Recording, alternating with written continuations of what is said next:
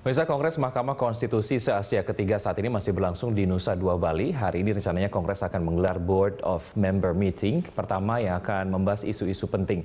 Di antaranya adalah seperti pembentukan sekretariat tetap Asosiasi MK se-Asia, wacana kerjasama antara Asosiasi MK se-Asia dengan MK kawasan Afrika, dan sejumlah agenda lain. Pemirsa, untuk mengetahui jalannya Kongres, kita akan segera bergabung bersama reporter Ibnu Haikal dan juru kamera Yanuar. Ya, selamat pagi Haikal. Di pagi hari ini nanti agenda apa yang pertama akan dibahas, Haikal?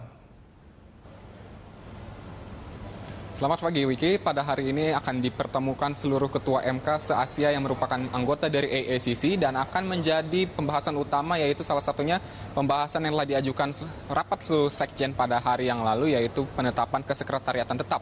Ada 3 opsi yang berkembang. Yang pertama adalah kesekretariatan tetap di satu negara secara permanen. Yang kedua adalah joint venture, sekretariatan tetap di 2 negara yang mana nama Indonesia dan Seoul atau Korea Selatan mengemuka. Lalu yang ketiga adalah kesekretariatan tetap yang dilakukan secara rotasi atau mengikuti presidium yang terpilih menjadi ketua AACC.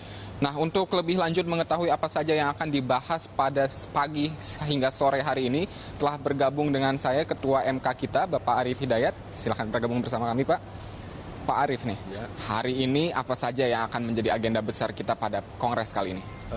Kemarin selama 1 hari kan ada pertemuan sekjen ya, dari anggota AACC yang dihadiri oleh 14 sekjen atau yang mewakili. Di dalam pembahasan itu, seperti sudah kita ketahui bersama, ada agenda yang sangat penting yang dibicarakan sebagai kelanjutan dari AACC. Yang pertama begini, ada kemajuan yang luar biasa dalam 2 tahun ini, dan itu memang disadari bersama bahwa masih perlu ada peningkatan optimalisasi peran AACC dalam memajukan Mahkamah Konstitusi di negara masing-masing, baik dalam kerangka kerjasama bilateral maupun kerjasama yang multilateral di dalam kerangka AACC. Nah, yang sudah dilakukan oleh Mahkamah Konstitusi Republik Indonesia adalah membuat kertas kerja, working paper, untuk ide mendirikan sekretariat tetap. Karena dengan sekretariat tetap maka bisa dikoordinasikan seluruh kegiatan-kegiatan untuk mencapai visi misi dari AACC, yaitu memajukan Mahkamah Konstitusi di masing-masing negara anggota, yang terutama ditujukan untuk menjaga supremasi hukum, menjaga proses demokratisasi di negara-negara, dan penegakan hukum yang selain menjaga hak konstitusional warga dan hak asasi. Dalam pembahasan kemarin ada hal yang sebetulnya sudah mengkerucut, yaitu dibentuknya sekretariat tetap, di mana sekretariat tetap itu melihat potensi negara-negara anggota, maka kelihatannya yang mengerucutnya ada joint secretary, ya. Joint Secretary artinya begini, siapapun nanti yang terpilih menjadi ketua AACC, tapi kita punya sekretariat tetap yang berada di Indonesia dan di Korea, di Seoul. Jadi di Jakarta dan Seoul. Itu yang paling menguat dari pembicaraan 14 anggota yang hadir. Kita anggotanya 16, tapi ada 2 yang tidak hadir, Uzbekistan dan Pakistan. Tapi yang 14 itu ada kecenderungan menguatnya posisi Joint Secretary. Nah, itu melihat posisi yang potensial bisa dikembangkan. Kalau di Seoul itu Korea lebih kuat pada pengembangan SDM. Kalau di Indonesia kuat dalam hal koordinasi seluruh kegiatan-kegiatan yang ada untuk memajukan, karena dianggap kepemimpinan Indonesia di 2 tahun ini sangat bermanfaat untuk memajukan. Tapi memang ada Turki yang menghendaki hanya 1 sekretariat, dan 1 sekretariat itu sebetulnya Turki juga mendukung Indonesia.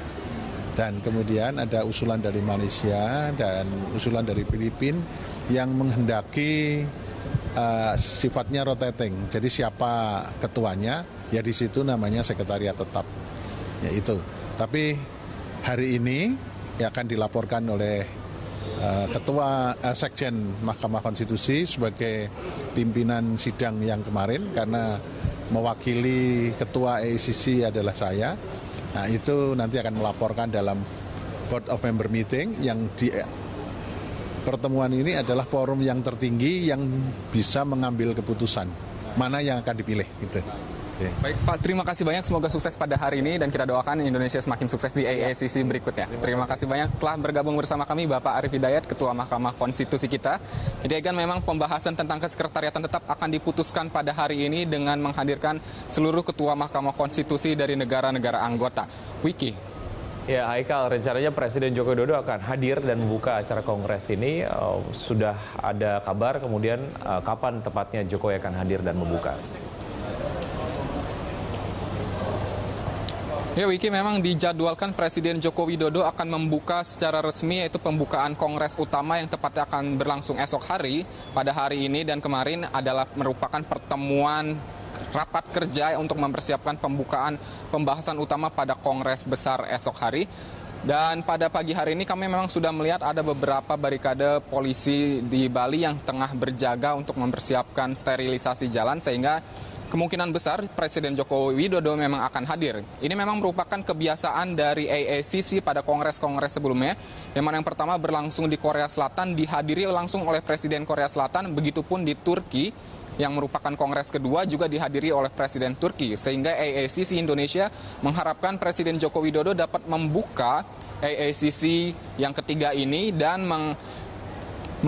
menyemangati tentang pembukaan atau konsep utama dari AACC kali ini, yaitu perlindungan hak konstitusi warga negara, yang mana merupakan isu terkini pelemahan konstitusi terjadi di beberapa negara Asia, seperti di Turki beberapa waktu lalu dalam bentuk kudeta militer dan beberapa perlemahan undang-undang lainnya, sehingga Presiden Joko Widodo diharapkan dapat menjadi spirit utama untuk memperkuat konstitusi di Indonesia pada tahun-tahun berikutnya.